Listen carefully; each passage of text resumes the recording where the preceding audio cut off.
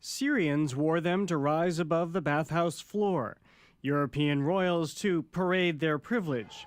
Just about every woman to walk the red carpet. Status, power, wealth, all of those things are wrapped into the elevated shoe. Across time, place, and gender, heels continue to hit higher heights. The heel has had a very long evolution, and it's come to where it is now, where it is this very divisive fashion accessory. Samantha Cataldo is the assistant curator of killer heels at the Currier Museum, presenting some 160 shoes designed from the early 1700s to 2014 as works of art.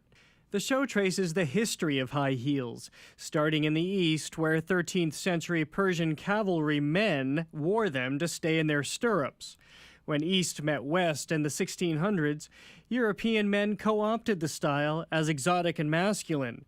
The trend was short-lived. They became too frivolous, and unfortunately for women at that time, it was thought frivolous things were for women, so they became only worn by women. But I think it kind of stuck with women for many different reasons. It became associated with how women felt they should dress. And in some cases, how they were made to dress. This was also thrust upon women to some degree. Yeah, definitely. Within Chinese culture, with the rise of the Manchu people, they outlawed foot binding of their women, but made them wear kind of very high platform shoes, still very delicate silk slippers on top, but high platforms that were also hard to walk in. And the slow and considered gait was something that was considered very attractive to men, of course. Through the centuries, women put their best pointed foot forward, wearing their shoes stacked, buckled, and bejeweled. By the 20th century, pin-up girls pinpointed the way their heels could get the boys. When a woman puts on a heel, all the muscles in her legs, all the way up through her thighs, become engaged, and it creates a shape that is appealing to a man. So the shoes are kind of the vehicle for that shape. That physical transformation of women in heels, she has to walk slower, and the hips sort of sway.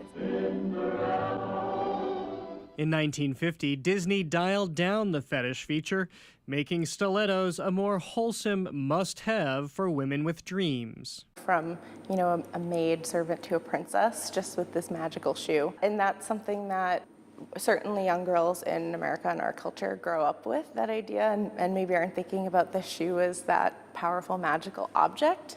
While wearable, they weren't always walkable until the advent of the skyscraper. Shoe designers began using the same steel in the heel that builders used to populate cities. Shoes are designed just like on a smaller scale, obviously, a building or a car, and so there's all these concerns of weight distribution and strength of the shoe, but then more so maybe there's a concern for the form and the beauty of the object as well, that it still has to function. There's also a lot of shoes in the show that were created more as art projects, as conceptual objects. Like these towering leather pumps by Christian Louboutin, designed for a collaboration with filmmaker David Lynch. Or these glittering platform boots by United Nude, custom made for Lady Gaga. Her music is informed by contemporary art and performance art, and she takes in, obviously, clothing as part of that art. And so her shoes are definitely part of that. Okay, so I just have to ask you about this because this gets really outrageous here. Also happens to be the shoes that caught my eye, but these winged heels Right. here. Yeah, and these shoes are called Stairway to Heaven. Completely, I'm sure, wearable in some senses, maybe models in a fashion show or something like that, but not practical for everyday use. And then the shoes that are flanking either side, how are they made?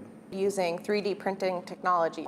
So 3D printing is newer to us, but it's becoming more mainstream. Is this a suggestion of what's to come?